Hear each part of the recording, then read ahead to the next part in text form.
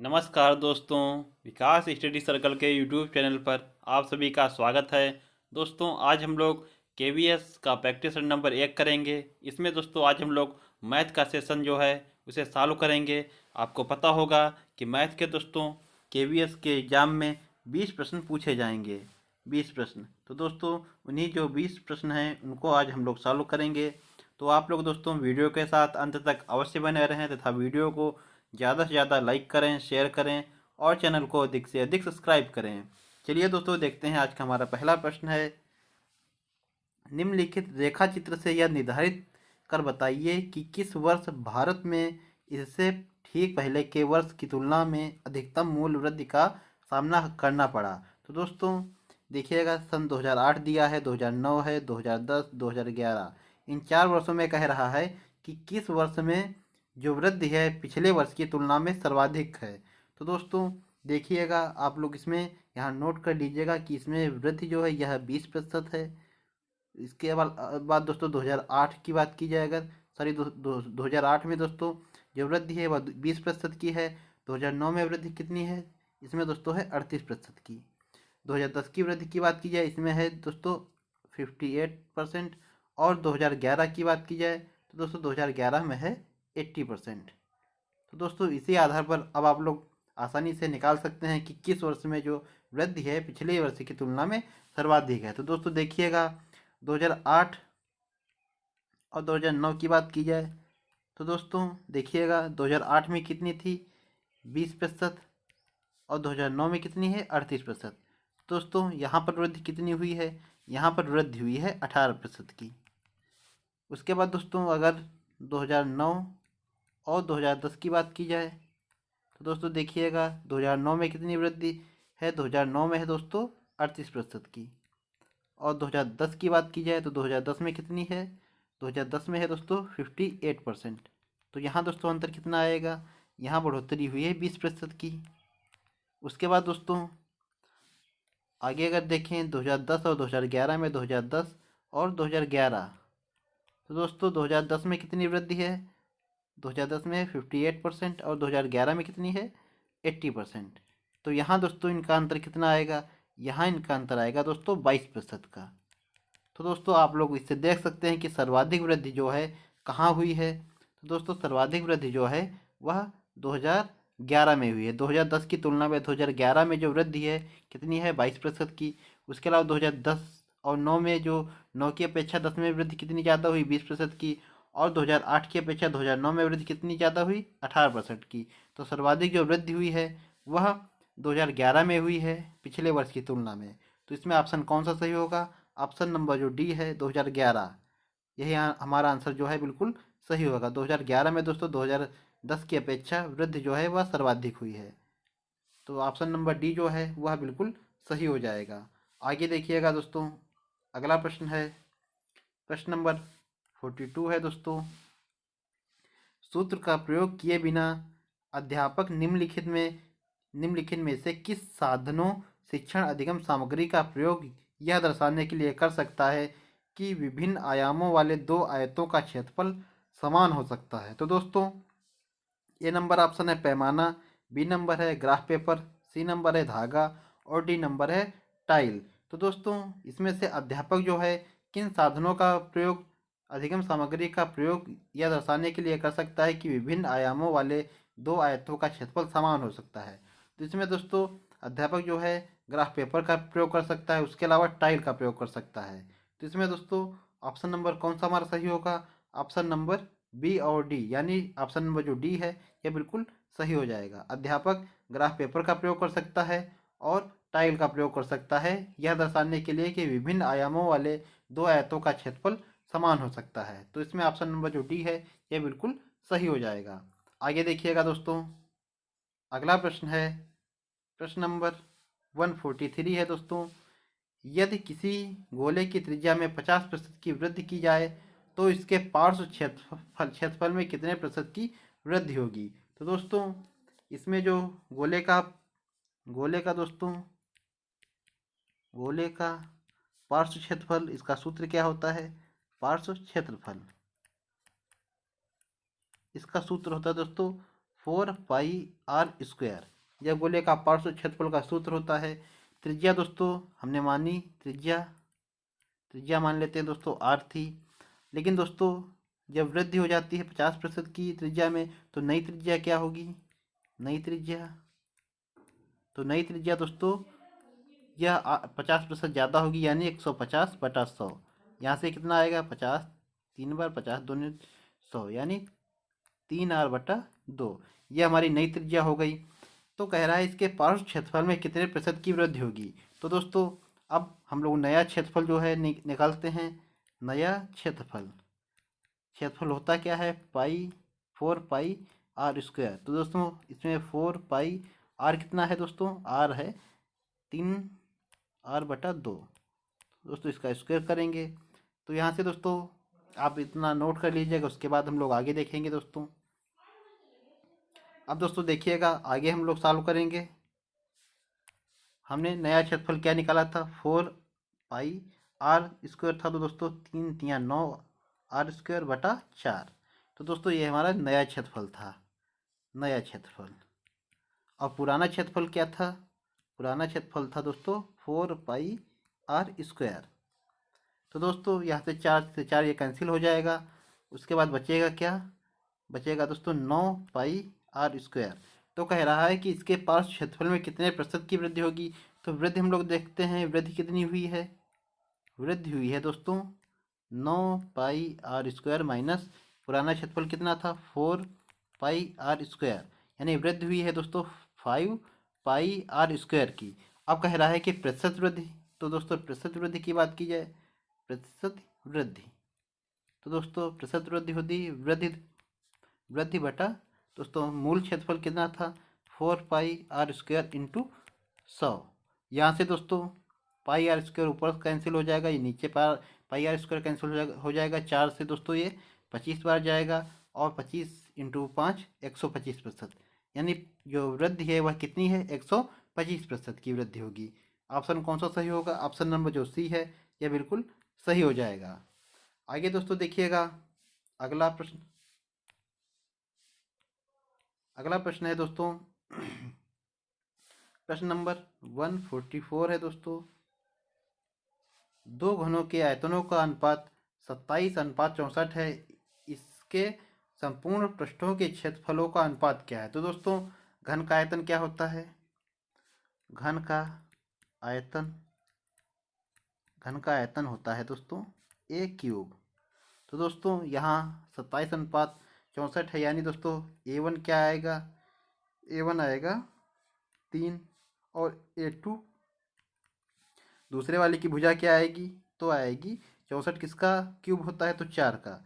यानी दोस्तों एक जो घन है, पहले घन की भुजा क्या आएगी? 3 सेंटीमीटर, और दूसरे घन की भुजा आएगी 4 सेंटीमीटर।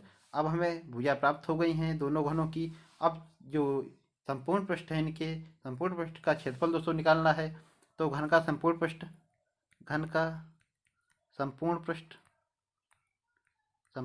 इसका सूत्र क्या होता है? तो दोस्तों जो घन का संपूर्ण पृष्ठ इसका सूत्र होता है दोस्तों 6a², यह सूत्र होता है। तो दोस्तों इसी में हम लोग मान रखेंगे। पहले घन की भुजा क्या है? a1 है दोस्तों 3, तो यानी दोस्तों 3 का स्क्वायर अनुपात, हमें अनुपात ही दोस्तों क्षेत्रफलों का निकालना है। तो दूसरे घन का जो भुजा है घन की वह है 4। तो दोस्तों दूसरे घन की भुजा है 4, यानी 4²। तो यहाँ से दोस्तों ये 6 से 6 हम लोग कैंसिल कर देते हैं। यहाँ से आएगा 3 तिया 9, और 4 इंटू 4 16, यानी दोस्तों उनके संपूर्ण पृष्ठों के क्षेत्रफल का अनुपात क्या होगा? 9:16। यानी ऑप्शन नंबर जो डी है यह हमारा बिल्कुल सही हो जाएगा। ऑप्शन नंबर डी यह सही हो जाएगा। आगे दोस्तों देखिएगा अगला प्रश्न है प्रश्न नंबर 145। एक प्लाट की चौड़ाई 44 फीट तथा लंबाई 90 फीट है, उसका क्षेत्रफल क्या होगा? तो दोस्तों प्लाट की चौड़ाई 44 फीट है और लंबाई 90 फीट है, उसका क्षेत्रफल निकालना है। और क्षेत्रफल दोस्तों हमें निकालना है वर्ग गज में। तो दोस्तों आपको पता होगा जो गज है वह कितने फीट के बराबर होता है? तो दोस्तों 3 फीट बराबर 1 गज होता है। 3 फीट बराबर 1 गज होता है। तो लंबाई दोस्तों इसकी क्या है, लंबाई है 90 फीट। 90 फीट लंबाई है, यानी दोस्तों गज में इसकी लंबाई क्या होगी, तो 90/3 यानी दोस्तों 30 गज लंबाई होगी दोस्तों, 30 गज। चौड़ाई की बात की जाए, चौड़ाई क्या होगी, चौड़ाई है दोस्तों 44 फीट। तो दोस्तों गज में चौड़ाई क्या होगी, 44/3 गज। अब दोस्तों हमें निकालना क्या है, हमें निकालना है इसका क्षेत्रफल। तो दोस्तों प्लाट की लंबाई चौड़ाई दी है तो क्षेत्रफल क्या होगा, तो दोस्तों प्लाट जो है वह आयताकार है। आयत का क्षेत्रफल क्या होता है, लंबाई इंटू चौड़ाई। आयत का क्षेत्रफल होता है लंबाई इंटू चौड़ाई। तो दोस्तों लंबाई क्या है, लंबाई है 30 गज और चौड़ाई है 44/3 गज। तो यहाँ पर दोस्तों हो जाएगा गज स्क्वायर। 3 से दोस्तों 30 10 बार जाएगा, तो यहाँ से हमें आंसर क्या प्राप्त होगा, आंसर मिलेगा 44 × 10 यानी 440 गज स्क्वायर या वर्ग गज। तो यहाँ से दोस्तों हमारा आंसर आएगा 440 वर्ग गज या गज स्क्वायर। ऑप्शन नंबर जो सी है यह बिल्कुल सही हो जाएगा, 440। आंसर हमारा 440 आएगा। आगे देखिएगा दोस्तों, अगला प्रश्न है, प्रश्न नंबर है 146 है दोस्तों। देखिएगा, किसी कमरे के 15 मीटर 17 सेंटीमीटर लंबे और 9 मीटर 2 सेंटीमीटर चौड़े फर्श पर लगाई जा सकने वाली वर्गाकार टाइलों की अधिकतम संख्या, यहाँ दोस्तों न्यूनतम नहीं होगा, यहाँ अधिकतम संख्या क्या होगी, अधिकतम संख्या क्या होगी। तो दोस्तों इसकी कमरे की लंबाई दी है 15 मीटर 17 सेंटीमीटर और चौड़ाई दी है 9 मीटर 2 सेंटीमीटर। तो दोस्तों इसको हम लोग सर्वप्रथम तो सेंटीमीटर में बदल लेते हैं। तो लंबाई इसकी क्या हो जाएगी, 1 मीटर बराबर क्या होता है 100 सेंटीमीटर। तो लंबाई हो जाएगी 1517 सेंटीमीटर। और चौड़ाई की बात की जाए, चौड़ाई क्या हो जाएगी 902 सेंटीमीटर। अब कह रहा है कि वर्गाकार टाइलों की अधिकतम संख्या हमसे पूछी जा रही है। तो सर्वप्रथम दोस्तों टाइलों की संख्या निकालने के लिए हमें क्या करना चाहिए, सबसे पहले दोस्तों एक टाइल की जो वर्गाकार टाइल है, यानी दोस्तों वर्ग के आकार की टाइल है, तो सबसे पहले हमको वर्ग की इसकी जो वर्गाकार जो टाइल है इसकी भुजा में निकालनी पड़ेगी। भुजा निकालने के लिए क्या करना पड़ेगा, हमें दोस्तों इन जो लंबाई चौड़ाई दी है इनसे हमें इनका मासा निकालना पड़ेगा। तो दोस्तों मासा निकालना आप लोग जानते होंगे, मासा 1517। तो दोस्तों ये एक बार जाएगा 902, यहाँ से बचा 5 1 और 9 6 15। तो दोस्तों 615, इसको दोस्तों भाग करेंगे 902 को, यहाँ से 1 आएगा 615, यह 7 बचा, यहाँ से दोस्तों 8 बचा और ये 8 2 बचा 287। उसके बाद दोस्तों 287 बचा, इसको 615 में भाग करेंगे 615, तो ये दोस्तों जाएगा 2 बार में, 2 बार जाएगा 574 बचेगा, यहाँ बचेगा 1, या बचेगा 4 और यहाँ बचेगा ये 0। तो यानी दोस्तों 41 भाग करेंगे फिर 287 को, तो ये हो जाएगा 7 बार जाएगा, 7 एकम 7 7 चौक 28। यानी दोस्तों जो मासा निकल कर आया, मासा क्या निकल कर आया 41। जो दोस्तों मासा 41 निकल कर आया, यही हमारी जो वर्गाकार टाइल है इसकी एक भुजा निकल कर आई। यानी दोस्तों हमने भुजा ए मानी थी, तो ए बराबर क्या आएगा, ए बराबर आएगा दोस्तों 41। इतना आप लोग ध्यान रखें, एक ए बराबर क्या आएगा 41। अब दोस्तों इतना आप लोग नोट कर लीजिएगा, आगे हम लोग देखेंगे फिर। अब दोस्तों ए बराबर भुजा इसकी निकल आई है, आगे देखिएगा। ए बराबर भुजा वर्गाकार टाइल की भुजा क्या है 41। तो दोस्तों अब हमें जो कमरे का क्षेत्रफल निकालना है, कमरे का क्षेत्रफल, कमरे का क्षेत्रफल क्या होगा, लंबाई इंटू चौड़ाई। तो लंबाई है 1517 इंटू चौड़ाई क्या है 902 सेंटीमीटर। और वर्गाकार टाइल का क्षेत्रफल क्या होगा, वर्गाकार टाइल का क्षेत्रफल क्या होगा, वर्ग का क्षेत्रफल क्या होता है भुजा स्क्वायर। यानी दोस्तों भुजा स्क्वायर क्या होगा, भुजा थी दोस्तों 41, 41 इंटू 41। अब दोस्तों मैं टाइलों की संख्या निकालने के लिए, टाइल्स की संख्या निकालने के लिए दोस्तों क्या करना पड़ेगा, कमरे का क्षेत्रफल बटे जो वर्गाकार टाइल का क्षेत्रफल है, इसको दोस्तों बटे में कर देंगे तो हमें जो टाइल्स की संख्या प्राप्त हो जाएगी।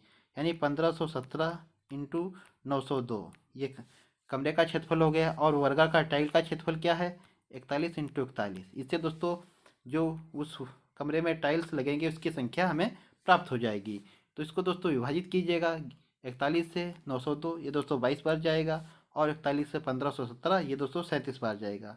37 इंटू 22 इसकी गुणा आप जब करेंगे तो हमें प्राप्त होगा 814। तो दोस्तों उस कमरे में जो टाइल्स लग सकते हैं उनकी संख्या क्या है? 814। ऑप्शन नंबर कौन सा सही होगा? 814। ऑप्शन नंबर जो डी है यह बिल्कुल सही हो जाएगा। आगे देखिएगा दोस्तों, अगला प्रश्न है दोस्तों 147 नंबर। किसी त्रिभुज का परिमाप 12 सेंटीमीटर है, यदि इसकी सभी भुजाओं की लंबाइयाँ सेंटीमीटर में पूर्णांकों में हैं, तो इस प्रकार के कितने विभिन्न त्रिभुज संभव हैं? तो दोस्तों बहुत ही अच्छा प्रश्न है। किसी त्रिभुज का परिमाप जो है वह 12 सेंटीमीटर है, यदि इसकी सभी भुजाओं की लंबाइयाँ जो हैं वह पूर्णांकों में हो, यानी दोस्तों पूर्णांक में हो, दशमलव में ना हो, तो इस प्रकार के कितने विभिन्न त्रिभुज संभव हैं? तो दोस्तों आप लोग जानते होंगे, आप लोग नोट कर लीजिएगा, जो त्रिभुज है, त्रिभुज बनने की शर्त क्या होती है? त्रिभुज बनने की शर्त, त्रिभुज बनने की शर्त होती है दोस्तों, त्रिभुज की त्रिभुज की त्रिभुज की किन्हीं त्रिभुज की किन्हीं दो भुजाओं का योग, दो त्रिभुज की किन्हीं दो भुजाओं का योग त्रिभुज के दोस्तों तीसरी भुजा के, त्रिभुज की किन्हीं दो भुजाओं का योग तीसरी भुजा से सदैव अधिक होता है, अधिक होता है। यह चीज़ आप लोग ध्यान रखें दोस्तों, त्रिभुज की किन्हीं दो भुजाओं का योग सदैव तीसरी भुजा से अधिक होता है। यानी दोस्तों जब कोई त्रिभुज जो है तभी बनना संभव है जब उस त्रिभुज की किन्हीं दो भुजाओं का जो योग है वह तीसरी भुजा से सदैव अधिक हो, तभी दोस्तों त्रिभुज बनना संभव है, अन्यथा त्रिभुज बनेगा नहीं। यह चीज़ आप लोग ध्यान रखें बहुत अच्छे तरीके से कि किसी भी त्रिभुज बनने की शर्त क्या होती है? त्रिभुज की किन्हीं दो भुजाओं का योग जो है सदैव तीसरी भुजा से अधिक होता है।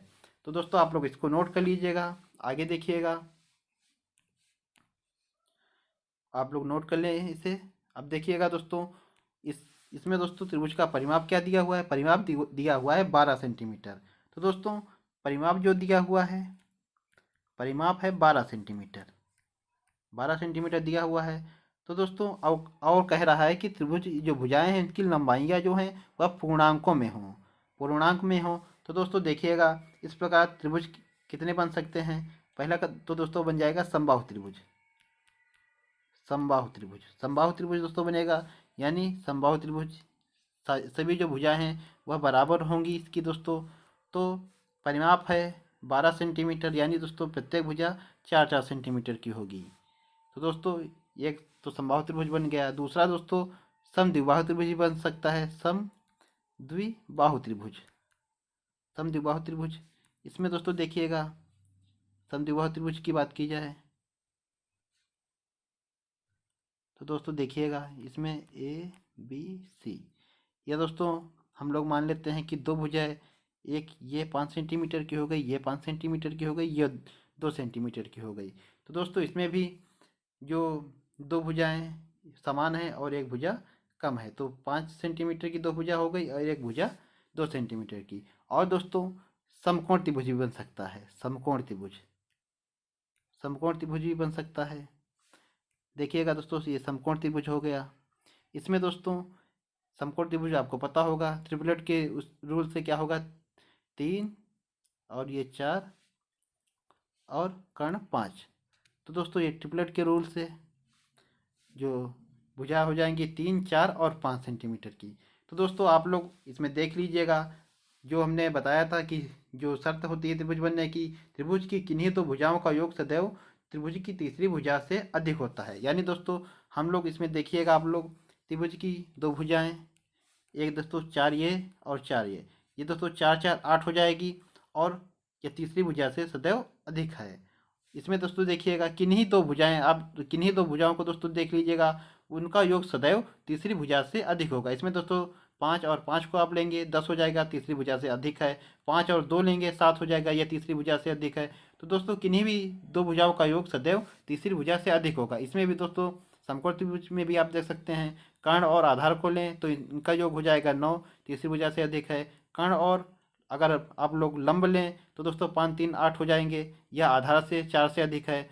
तो दोस्तों आप लोग हमेशा याद रखें कि त्रिभुज भी, किसी भी त्रिभुज बनने के लिए जो दोस्तों रूल होगा या उस पर कौन सा नियम लागू होगा, तो किन्हीं भी दो भुजाओं का योग सदैव तीसरी भुजा से अधिक होगा। तो दोस्तों आशा करता हूँ प्रश्न आपको समझ में आया होगा। इसमें ऑप्शन कौन सा सही होगा, हमें हमारे जो है त्रिभुज 3 बन रहे हैं, तो ऑप्शन नंबर ए सही होगा। कितने विभिन्न त्रिभुज संभव हैं, तो 3 3 त्रिभुज संभव हैं। ऑप्शन नंबर जो ए है यह बिल्कुल सही हो जाएगा। आगे देखिएगा दोस्तों, अगला प्रश्न है प्रश्न नंबर 48 है दोस्तों।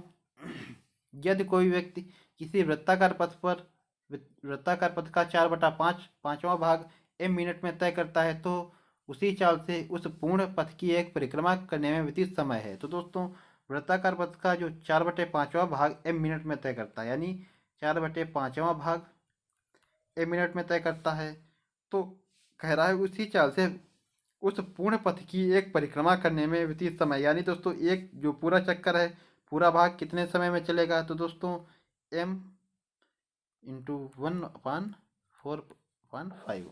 तो दोस्तों क्या आएगा, m इंटू 5/4, यानी समय उसका कितना लगेगा 5m/4 मिनट। 5m बटा 4 दोस्तों, m 4 उसे मिनट लगेगा, यानी ऑप्शन नंबर कौन सा सही होगा, 5m/4। 5m/4 ऑप्शन नंबर जो सी है यह बिल्कुल सही हो जाएगा। आगे देखिएगा दोस्तों, अगला प्रश्न है प्रश्न नंबर 149। रिक्त स्थान के लिए कौन कौन कौन से विकल्प सही हैं। तो दोस्तों 1 ग्राम बराबर कितने किलोग्राम होगा। तो दोस्तों आपको पता होगा 1 किलोग्राम बराबर कितने 1 ग्राम बराबर कितने किलोग्राम की होता है। तो दोस्तों 1 ग्राम बराबर 1/1000 किलोग्राम। 1 ग्राम बराबर 1/1000 किलोग्राम होता है। उसके अलावा दोस्तों अगर इसको पॉइंट में लिखें तो दोस्तों पॉइंट क्या होगा, 0.001 किलोग्राम। अगर पॉइंट में दोस्तों देखें तो 1 ग्राम बराबर 0.001 किलोग्राम हो जाएगा। और 1 किलोग्राम बराबर और क्या हो सकता है, तो दोस्तों 10⁻³ किलोग्राम भी हो सकता है।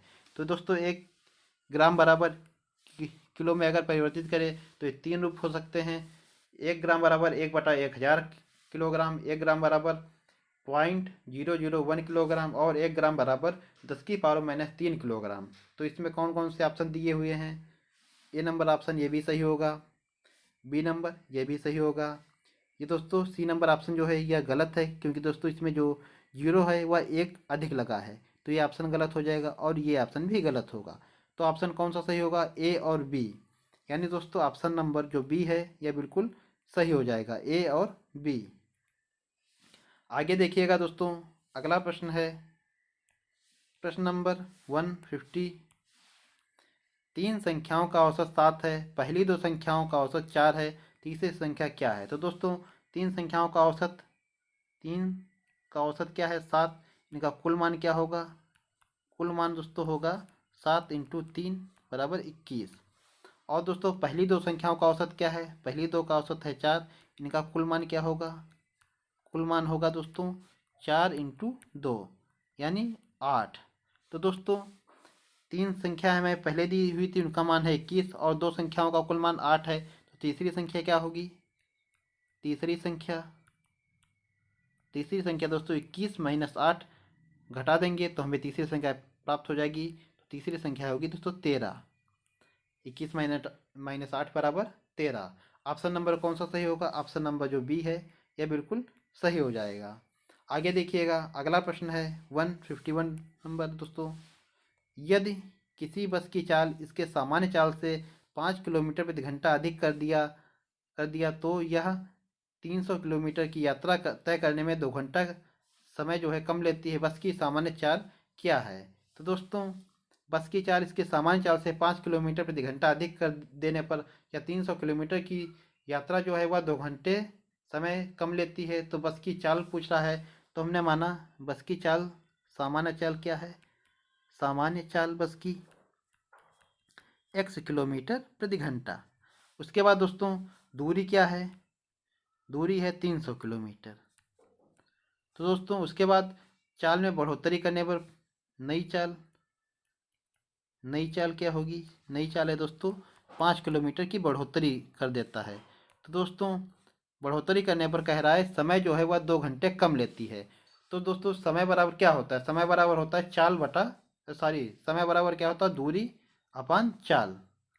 दोस्तों समय में अंतर हमें दिया है 2 घंटे, यानी दोस्तों दोनों जो समय है, यानी सामान्य चाल से दूरी को तय करने में लगा समय, और जो नई चाल है उससे दूरी को तय करने में लगा समय, इनका दोस्तों अंतर हम लोग कर देंगे तो हमारी जो सामान्य चाल है वो हमें पता चल जाएगी। देखिएगा दोस्तों, जो दूरी क्या है 300 किलोमीटर और सामान्य चाल क्या थी x किलोमीटर प्रति घंटा। और दोस्तों जो दूसरी नई चाल क्या है x +5 किलोमीटर प्रति घंटा। अंतर क्या आया, 2 घंटे जो है वह कम समय लगा, यानी अंतर 2 घंटे का आया। हमें जो समय है वह बराबर, समय बराबर क्या होता है, दूरी अपान चाल। तो दोस्तों वही रखा और बराबर समय रख दिया हमने।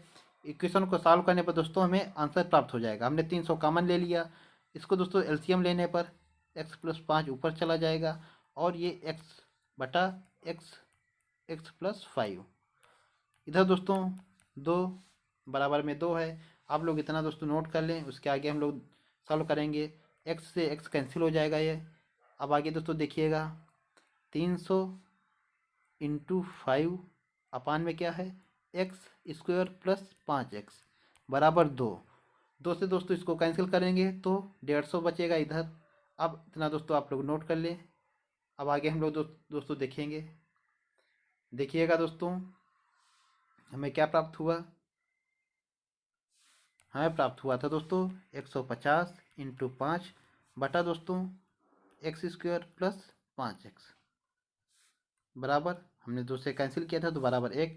यहाँ से आएगा x² + 5x माइनस दोस्तों बराबर में ये दोस्तों त्रिज्यी गुणा से उधर चला जाएगा तो 750। इसको इधर लाएंगे तो दोस्तों x² + 5x माइनस 750। 750 के ऐसे गुणनखंड करने हैं कि इसका दोस्तों अंतर जो है वह 5 आए। तो इसका दोस्तों गुणनखंड क्या होगा, गुणनखंड होगा 30 और 25। x² प्लस दोस्तों 30x माइनस 25x माइनस 750। तो दोस्तों x कॉमन लेंगे, x + 30 इधर दोस्तों माइनस 25 कॉमन लेंगे तो x + 30। तो दोस्तों एक ब्रैकेट में आएगा x - 25 और दूसरे में आएगा x + 30। तो दोस्तों जो x बराबर ये माइनस का 30 हो जाएगा, तो ये हमारा जो अब नंबर नहीं लेना है हमें। x बराबर ये क्या आएगा 25 किलोमीटर प्रति घंटा, यानी दोस्तों इसकी वास्तविक जो स्पीड है वह कितनी है 25 किलोमीटर प्रति घंटा। तो ऑप्शन नंबर कौन सा सही होगा, हमें वास्तविक चाल ही इसकी दोस्तों प्राप्त करनी थी। तो ऑप्शन नंबर जो ए है यह बिल्कुल सही हो जाएगा, 25 किलोमीटर प्रति घंटा। आगे देखिएगा दोस्तों, अगला प्रश्न है दोस्तों, प्रश्न नंबर 152 नंबर है दोस्तों। एक मकान की पुताई 5 व्यक्ति 8 घंटे रोज काम करके 3 दिन में करते हैं, तो एक व्यक्ति 4 घंटे रोज काम करके उस काम को कितने दिन में समाप्त करेगा। तो यहाँ पर दोस्तों हमें जो सूत्र लगाना है वो क्या होगा, m1 d1 t1 अपान w1 बराबर दोस्तों m2 d2 t2 अपान w2। तो दोस्तों इसमें मैन आदमी कितने हैं, 5 व्यक्ति हैं। डी यानी दिन कितने हैं दोस्तों 3 दिन, और टी बराबर समय टाइम कितना है 8 घंटे। W1 यानी कार्य कितना है, एक कार्य। इधर दोस्तों मैन कितने हैं, m बराबर एक व्यक्ति है। दिन कितने हैं, दिन, तो दोस्तों हमें दिन ही प्राप्त करना है, यानी D2 का मान हमें प्राप्त करना है। D2 T2 माने समय क्या है तो 4 घंटे। कार्य यहाँ भी दोस्तों एक ही है। इसको दोस्तों सॉल्व करने पर 4 से दोस्तों ये कैंसिल करेंगे, 2 आएगा यहाँ पर। तो दोस्तों D2 की वैल्यू क्या आएगी, 5 × 3 × 2। तो 5 तियाँ 15 दूना 30, यानी दोस्तों D2 की वैल्यू क्या आई 30 दिन। यानी एक व्यक्ति 4 घंटे रोज काम करके उस काम को कितने दिनों में समाप्त करेगा, 30 दिनों में। ऑप्शन नंबर जो ए है यह बिल्कुल सही हो जाएगा। आगे देखिएगा, अगला प्रश्न है प्रश्न नंबर 153 है दोस्तों। 0.0 दोस्तों 01 स्क्वायर को प्रतिशत के रूप में लिखने पर, तो दोस्तों इसको प्रतिशत के रूप में लिखना है। तो देखिएगा इसको प्रतिशत के रूप में कैसे लिखेंगे। 0.01 का स्क्वायर है दोस्तों, तो इसमें दोस्तों प्रतिशत में आपको लिखने के लिए क्या करना पड़ेगा, सबसे पहले दोस्तों इसको 100 से गुणा करना आपको पड़ेगा। तो देखिएगा 0.01 स्क्वायर इंटू 100, तो यहाँ से दोस्तों 0.01 स्क्वायर है, इसका स्क्वायर दोस्तों खोलने पर क्या होगा, इसकी गुणा करेंगे इंटू 0.01, गुणा करने पर दोस्तों प्राप्त हमें होगा 0.0001, ये प्राप्त होगा इंटू 100। तो यहाँ से मान क्या आएगा दोस्तों, यहाँ से मान आएगा 0.01%। दोस्तों 0.01% ये मान आ गया। उसके अलावा दोस्तों अगर दूसरा भी मान दोस्तों देखिए तो 1/100, ये दोस्तों पॉइंट अगर हटाएंगे तो 1/100%, ये भी आंसर हमारा हो सकता है। तो दोस्तों इसमें दोस्तों देखिएगा कि हमारे दोनों ऑप्शन जो हैं वह दिए हुए हैं। 0.01% ये भी होगा, और बी नंबर बी नहीं दोस्तों, डी नंबर 1/100%, यानी डी नंबर और ए नंबर ये दोनों ऑप्शन जो हैं हमारे बिल्कुल सही होंगे। ऑप्शन नंबर कौन सा सही होगा, ए और डी, यानी ऑप्शन नंबर जो सी है यह बिल्कुल सही हो जाएगा। ए और डी, ऑप्शन नंबर जो सी है यह बिल्कुल सही होगा। आगे देखिएगा दोस्तों, अगला प्रश्न है, आप लोग ध्यान रखें कि प्रतिशत के रूप में दोस्तों लिखने के लिए हमें जो संख्या दी हुई है उसे 100 से गुणा करना पड़ेगा। ये चीज़ आप लोग ध्यान रखें, 100 से गुणा करना पड़ेगा। आगे देखिएगा, अगला प्रश्न है दोस्तों प्रश्न नंबर 154 नंबर दोस्तों प्रश्न है, एक बाग के वृक्षों में नीम के वृक्षों की संख्या 1/6 भाग है, आधे वृक्ष अशोक के हैं और शेष यूकेलिप्टिस के हैं। यदि नीम के वृक्षों की संख्या 5 है तो बाग में यूकेलिप्टिस के कितने वृक्ष हैं। तो दोस्तों देखिएगा नीम के वृक्ष कितने हैं, नीम के वृक्ष हैं 1/6। उसके बाद अशोक के वृक्ष कितने हैं, अशोक के वृक्ष हैं आधे यानी 1/2। और तो दोस्तों शेष कह रहा है यूकेलिप्टिस हैं, यानी यूकेलिप्टस कितने हैं, तो यूकेलिप्टस होंगे दोस्तों 1 - 1/6 प्लस 1/2, ये दोस्तों जो है यूकेलिप्टस होंगे। तो यहाँ से दोस्तों मान क्या आएगा, 1/6 और 1/2, इनको जब जोड़ेंगे तो इनका दोस्तों मान निकल कर आएगा 1 - 6 और ये दोस्तों 1 और 3, ये दोस्तों आएगा 1 - 2/3। तो यहाँ से आएगा दोस्तों मान कितना निकल कर आया, यहाँ से आएगा 1/3। ये दोस्तों यूकेलिप्टस के पेड़ होंगे, 1/3 यूकेलिप्टस के पेड़ होंगे। तो दोस्तों इसमें कह रहा है कि नीम के वृक्षों की संख्या क्या है 5, तो नीम के जो वृक्ष हैं 1/6, इनकी संख्या है 5। हमसे पूछा है कि यूकेलिप्टस के कितने वृक्ष हैं। यूकेलिप्टस के दोस्तों हमारे जो अनुपात के इसमें दोस्तों जो प्रश्न के अनुसार कितना होगा 1/3। तो दोस्तों देखते हैं 1/3 की वैल्यू क्या आएगी, 5 × 1/3 × 6/1, यानी 3 दूना 6, 2 पंचे 10, यानी यूकेलिप्टस के पेड़ कितने होंगे 10। ऑप्शन नंबर कौन सा सही होगा, ऑप्शन नंबर जो डी है यह बिल्कुल सही हो जाएगा। यूकेलिप्टस के पेड़ कितने होंगे 10 होंगे। आगे देखिएगा दोस्तों, अगला प्रश्न हमारा देखिएगा दोस्तों, प्रश्न नंबर 155 नंबर दोस्तों देखिएगा, कह रहा है संक्रिया दोस्तों इसको सॉल्व करना है। तो 9 + 7, 9 7 कितने होते हैं 16, भाग है दोस्तों 4 से × 5, तो 4 से 4 बार और 4 पंचे 20, यानी ऑप्शन कौन सा सही होगा, ऑप्शन नंबर जो सी है यह बिल्कुल सही हो जाएगा। दोस्तों आसान प्रश्न है, इसमें कुछ गुणे भाग करना है केवल। आगे देखिएगा 156 नंबर प्रश्न है, यदि मासा 1,8 जो है इसका 4 है और लासा क्या है 24 है, तो ए का मान निकालना है। आपको बहुत अच्छी तरीके से पता होगा सूत्र क्या होता है, पहली संख्या गुणा दूसरी संख्या बराबर क्या होता है, लासा इंटू मासा। ये सूत्र होता है दोस्तों। तो इसमें ये दोस्तों मान रखेंगे, पहली संख्या क्या है, संख्या दोस्तों दी है ए और 8, यानी पहली संख्या ए, दूसरी संख्या है 8, बराबर लासा कितना है, लासा है दोस्तों 4, अरे सॉरी लासा है 24 और मासा कितना है 4, यानी लासा 24 इंटू मासा 4। यहाँ से हमें दोस्तों जो संख्या ए का मान निकल आएगा, 8 से 3 बार जाएगा, 8 3 24, ए का मान कितना आया 12, यानी दोस्तों दूसरी संख्या जो ए है इसका मान क्या होगा 12 होगा। ऑप्शन में जो ए है यह बिल्कुल सही हो जाएगा। आगे देखिएगा अगला प्रश्न है, प्रश्न नंबर 157 नंबर, यदि 125 की पावर x बराबर 3125 हो तो x का मान निकालिए। तो दोस्तों 125 की पावर x है बराबर में है 3125।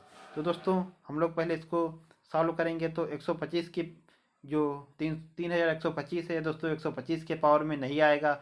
आप लोग इसको दोस्तों 125 को भी सॉल्व करें। तो यहाँ पर हम लोग सबसे इसका जो कम से कम जो संख्या है वह निकालेंगे।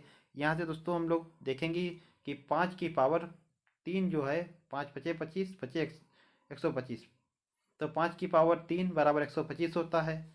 तो इसकी पावर दोस्तों x है बराबर 3125। 3125 दोस्तों, यह इसके जब गुणनखंड करेंगे हम, तो यहाँ से दोस्तों निकल कर आएगा 5 की पावर 3x बराबर 5 की पावर 5। 5 की पावर दोस्तों 5 की गुणा आप लोग 5 बार करेंगे तो हमें प्राप्त होगा 3125। तो दोस्तों यहाँ पर आधार जो हैं वह समान है, तो आधार समान होने पर दोस्तों घातें जो हैं वह बराबर होती हैं। 3x बराबर 5, तो x की वैल्यू क्या आएगी 5/3। तो दोस्तों देखिएगा x की वैल्यू क्या आई 5/5/3।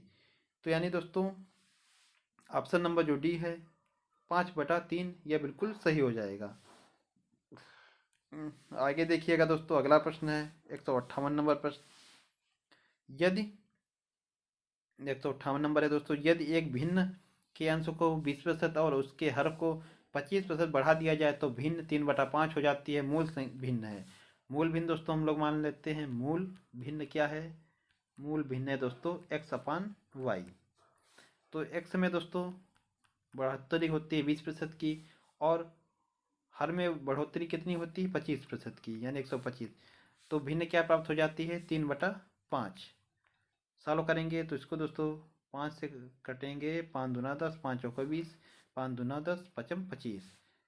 ये दोस्तों 3 से भी विभाजित हो जाएगा, 3 8 24, 5 से काटेंगे तो 5 5 25, यानी x/y इंटू 8 इंटू 5 बराबर क्या है 1। तो दोस्तों यहाँ से x/y क्या हो जाएगा 5/8। तो यानी दोस्तों जो मूल भिन्न है वह क्या हो जाएगी 5/8।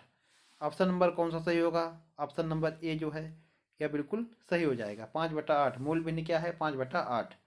आगे देखिएगा अगला प्रश्न है, अगला प्रश्न है दोस्तों 100 नंबर, इसका मान निकालना है। तो दोस्तों आपको पता होगा बार चिन्ह लगा है, इसको कैसे सॉल्व करते हैं। तो दोस्तों आपको पता होगा, इसको बार चिन्ह को हटाकर दोस्तों इसके नीचे 9 लिख देते हैं। तो दोस्तों इसका मान क्या होगा 6/9 प्लस 7/9 प्लस 8/9। जितने पर दोस्तों जितनी संख्याओं पर बार चिन्ह ये लगा होता है उसके बटे दोस्तों उतनी बार 9 लिखते हैं हम लोग। तो यहाँ से एलसीएम 9 आ जाएगा, इसको जोड़ेंगे 8 6 14 7 21, 21/3। 3 से विभाजित करेंगे, 3 तिया 9, 3 सत्ते 21, यानी 7/3। ऑप्शन दोस्तों पॉइंट में दिया है तो इसको भाग करेंगे, 3 दूना 6, 3 दूना 6, 3 तिया 9। ये दोस्तों फिर पॉइंट में जो है पूरा नहीं कटेगा तो तीन तीन तीन, ये दोस्तों इसकी बारंबारता बार बार हो रही, तो यहाँ पर ऑप्शन क्या, आंसर हमारा क्या होगा, 2.3। इस पर दोस्तों अब 3 पर बार लगेगा, क्योंकि दोस्तों 3 की पुनरावृत्ति अब आगे बराबर होती चली जाएगी, तो 3 पर बार लगेगा, यानी दोस्तों 2.3।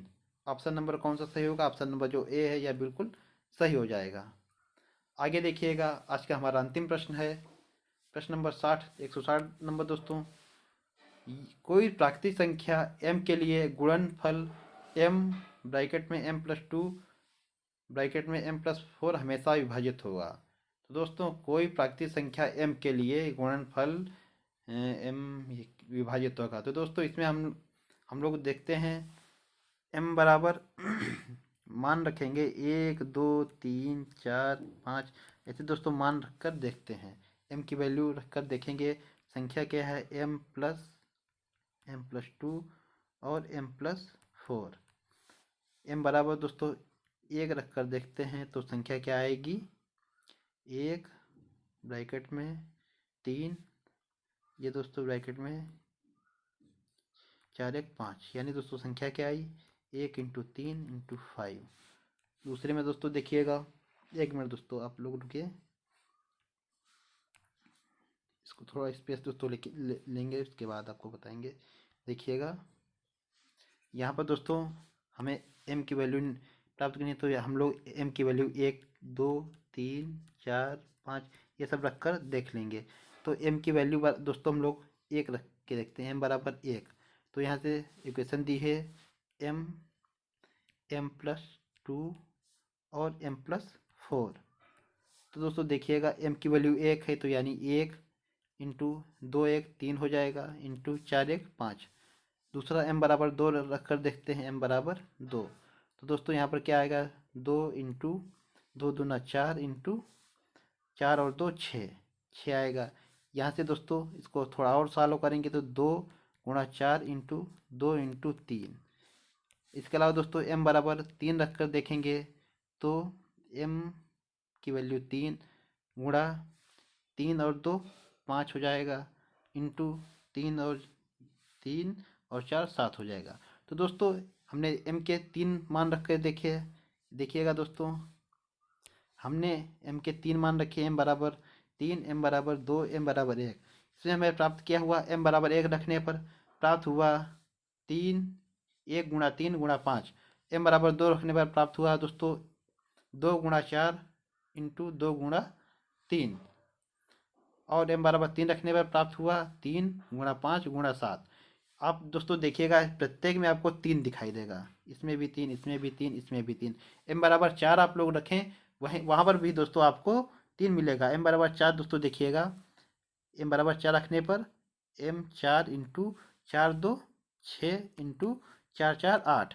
तो दोस्तों यहाँ पर 3 में भी दोस्तों आप 2 × 3 देख सकते हैं, तो यहाँ पर भी आपको 3 प्राप्त होगा। तो दोस्तों हमें m की वैल्यू क्या रखनी पड़ेगी, इसके लिए दोस्तों जो कह रहा है कि m के लिए गुणनफल हमेशा विभाजित होगा, तो m की वैल्यू क्या आएगी, m की वैल्यू हमें जो है रखनी क्या पड़ेगी, 3। तो दोस्तों इसमें ऑप्शन नंबर कौन सा सही होगा, ऑप्शन नंबर जो सी है यह बिल्कुल सही होगा। जो कोई प्राकृतिक संख्या m के लिए गुणनफल हमेशा विभाजित होगा, तो m जो बराबर क्या आएगा, 3। 3 के लिए दोस्तों जो संख्या यह हमेशा विभाजित होगी। ऑप्शन नंबर जो सी है यह बिल्कुल सही हो जाएगा। तो दोस्तों ये थे आज के हमारे 20 प्रश्न। आशा करता हूँ आप लोगों को प्रश्न अच्छे लगे होंगे, आपको समझ में भी आए होंगे। दोस्तों प्रश्न कोई भी टफ नहीं था, सब अच्छे प्रश्न और आसान प्रश्न थे। तो दोस्तों अगर वीडियो आपको पसंद आया हो तो वीडियो को लाइक करें, शेयर करें और चैनल को अधिक से अधिक सब्सक्राइब करें। मिलते हैं दोस्तों अपने अगले वीडियो में, तब तक के लिए आप लोगों को बहुत बहुत धन्यवाद। जय हिंद दोस्तों।